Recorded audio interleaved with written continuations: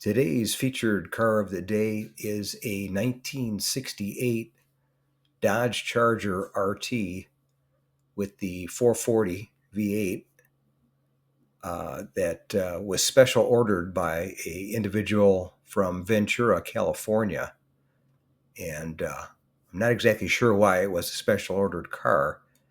The window sticker, which I show here, just shows that it had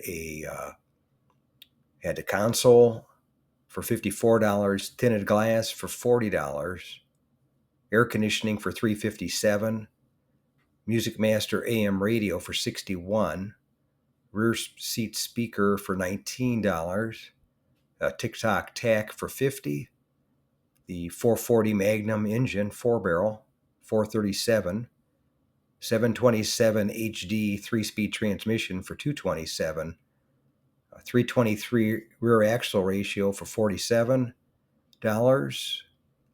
26-inch radiator optional, power front disc brakes for $42, vinyl roof for $93, hood-mounted signal indicators for $10, wheel lip moldings standard and special ordered and shipping for $267.49 for a grand total of $5,241.77.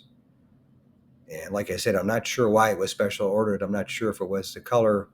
Looks to be the burnt orange, but I can't really tell.